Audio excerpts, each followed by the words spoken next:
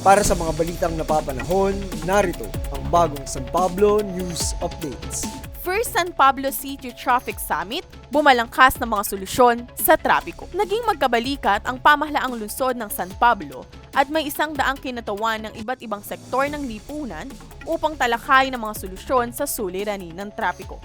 Ang balikatan ay ginanap na First San Pablo City Traffic Management Summit noong March 10 sa LGU Hotel, Barangay San Jose, San Pablo City. Ang summit ay tinaguyod ng City Traffic Management Office sa pamumuno ni Dr. Marino Garcia at sinuportahan ng Local Economic Development and Investment Promotion Office, LEPIDO, sa pangunguna ni Retired Ambassador Romeo Manalo at ng City Information Office, CIO, sa paggabay ni Ginoong Rolly Insyong. Sumuporta rin ang Disaster Risk Reduction and Management Office.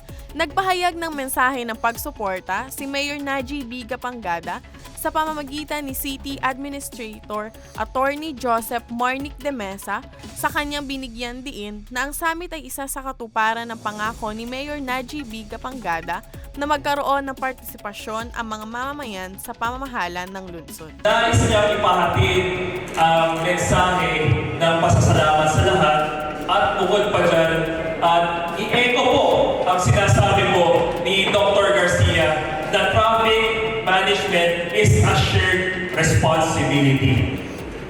Kung datihan po ang pagpapatakbo ng ating traffic management ay nasa ilang kinaukulan lamang, itong bagay na traffic summit is pinaparating po na lahat tayo ay may responsibilidad upang mag-ambag at hindi lamang po para magreklamo. Itong bagay na ito ay binibigyan daan ang lahat ng short, medium, at long-term solutions. Ayon naman kay Dr. Garcia, ang problema sa trapiko ay mabilis malulutas kung may suporta ng pamamayanan. Hindi maaring laging gobyerno ang magbibigay ng solusyon sa mga problema. Sa pamagitan ng Traffic Summit ay mismong mga mamamayan at ang magmumungkahi ng mga solusyon. Ang mga ito ay sasama sa mga solusyong napag-isipan ng gobyerno. Ang ating pong tanggapan sa suporta din ng other departments ay hindi rin tumitigil kung paano isasaayos ang tamang daloy ng mga sasakyan at mga tao sa ating lansangan.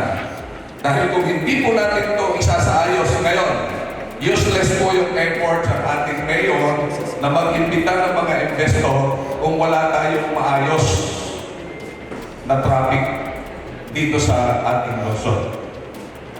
Kaya po, nagpapasalamat po kami sa pagdating ninyo sapagkat sabi ko nga ho, hindi ho kaya ng city ulang itong project, itong challenges nito without your effective and efficient participation. Naging kinatawan ng sangguniang panlunsod si Konsehala Zaira Medina, kasapi ng San Pablo City Traffic Management Board. Isang mapagpalang hapon po sa ating lahat. At ang inyong naman pong lingkod, si Konsehala Zaira Medina po ay parati naman pong nakikiisa at nakasuporta po sa ating po mga programa at aktibidad po dito sa ating lungsod. At syempre, lalo't higit ang pagdating po sa ating pagsasaayos ng ating pong trapiko at kung ano man po ang inyong concern sa ating pong sangguniang panlungsod, dito po si Konsehala Zaira upang makinig po sa lahat po ng mga gusto pa po ninyong iparating sa ating pong sangguniang panlungsod. At maraming salamat po sa inyong lahat. Naging resources speakers ang mga opisyal ng LTRFB at LTO. Sina Retired Police Major General Rudolph B. Dimas, Regional Director ng LTRFB Region 4A, Assistant Regional Director Lance Brian Tan, at Operations Division Chief Clarissa Sulit, kapwa mula sa LTO Region 4A, sila ay nagbigay ng updates sa mga batas na may kaugnayan sa trapiko. Pagkatapos ng mga updates ay hinati sa 5 grupo ang mga kalahok upang pag-usapan ang mga suliraning pang-trapiko, mga mungkahing madali ang solusyon na maaring ipatupad sa susunod na 3 buwan, ang mga pangmatagalang solusyon. Ilan sa mga solusyon ay ang pag-aamyenda sa traffic code, mahigpit, patuluyan at walang kinikilingang pagpapatupad ng batas. Dagdag ng traffic aids, pagkakaroon ng traffic at road signage na madaling makita at mabasa. Pagpapatayo ng multi-story parking building na naunang naimungkahi ni Mayor Najib sa simula ng kanyang administrasyon. Pagpapatupad ng color coding at pagtatalaga ng kaukulang ruta sa mga tricycle. Gawing compulsory ang parking space sa mga negosyo.